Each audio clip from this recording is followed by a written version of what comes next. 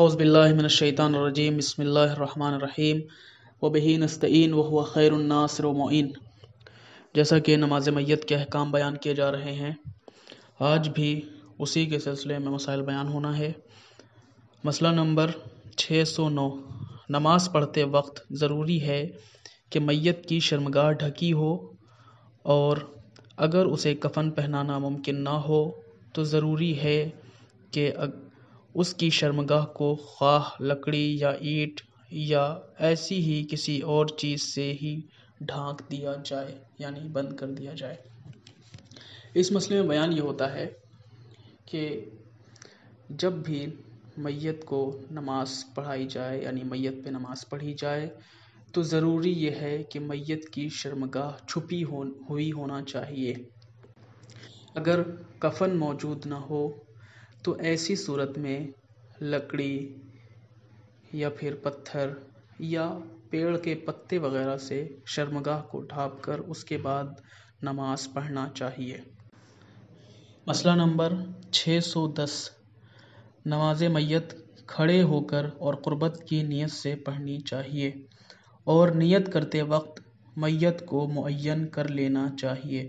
مثلاً نیت کرنی چاہیے کہ میں اس میت پر قربتاً اللہ نماز پڑھ رہا ہوں۔ جس وقت میت پر نماز پڑھی جائے، ضروری یہ ہے کہ میت کو معین کر لیا جائے۔ مثال کے طور پر اگر 3-4 میت ایک ساتھ رکھی ہوں، 2 کافر کی ہوں، 1 مسلمان کی ہو، تو ایسی صورت میں ضروری یہ ہے کہ ہمیں یہ معین کرنا چاہیے کہ میں اس مسلمان میت کی نماز پڑھ رہا ہوں، کیونکہ کافر کی میت پر نماز نہیں ہو سکتی، لہذا ضروری یہ ہے کہ مسلمان کی میت کو معین کیا جائے۔ اسی طریقے سے اگر مسلمان کی 4-5 میت رکھی ہوں اور ابھی کچھ میت ایسی ہیں کہ جن کو غسل نہیں دیا گیا ہے، تو اور کوئی ایک ایسی میت ہے کہ جس کو غسل دیا جا چکا ہے، تو ہمیں معین کرنا چاہیے کہ ہم کس میت پر نماز پڑھ رہے ہیں، اس کے بعد نماز پڑھنی چاہیے۔ اگر کئی میت ایک ساتھ ہوں تو کئی میت کی ایک ساتھ نماز بھی پڑھائی جا سکتی ہے، یعنی میت کی ایک ساتھ نماز پڑھی جا سکتی ہے۔ اسی طریقے سے ضروری یہ ہے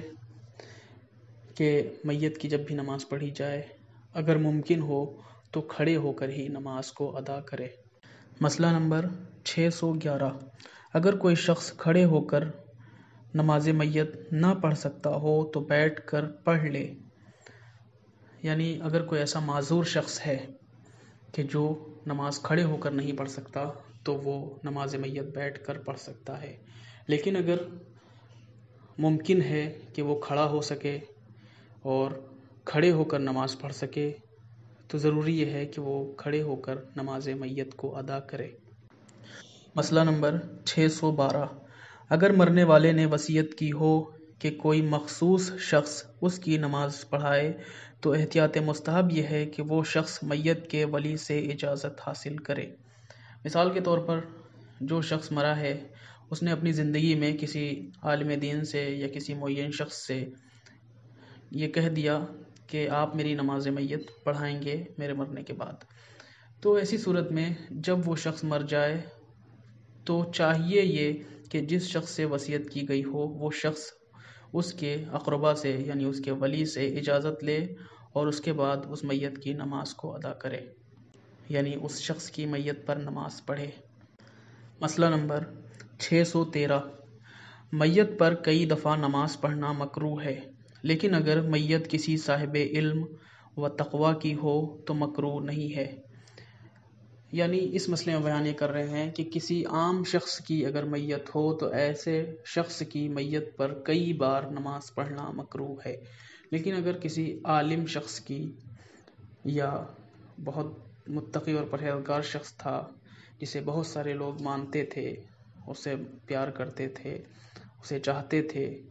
اب وہ شخص دنیا سے گزر گیا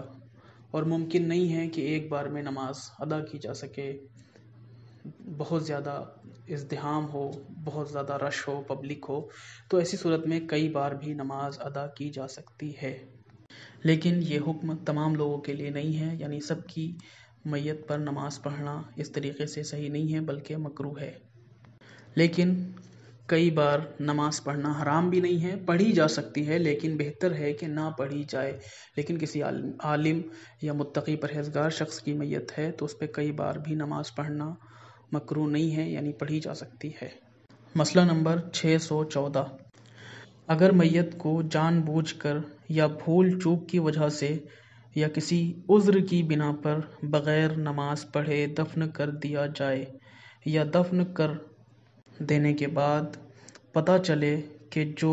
نماز اس پر پڑھی جا چکی ہے وہ باطل ہے، تو میت پر نماز پڑھنے کے لیے اس کی قبر کو کھودنا جائز نہیں ہے، لیکن جب تک اس کا بدن پاش پاش نہ ہو جائے اور جن شرائط کا نماز میت کے سلسلے میں ذکر آ چکا ہے ان کے ساتھ رجا کی نیت سے اس کی قبر پر نماز پڑھنے میں کوئی حرج نہیں ہے۔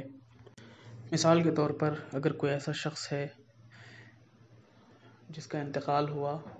اور کوئی ایسے وسائل موجود نہیں تھے کہ جہاں پر اس کی نماز پڑھی جا سکتی، تو لہٰذا ایسی صورت میں اگر کسی شخص کو بغیر نماز پڑھے دفن کر دیا گیا ہو یا پھر جو نماز پڑھی گئی تھی اس کی نماز صحیح نہیں تھی، تو ایسی صورت میں اس کو قبر کھود کر نکالنا جائز نہیں ہے، بلکہ اگر کوئی شخص نماز پڑھنا ہی چاہتا ہے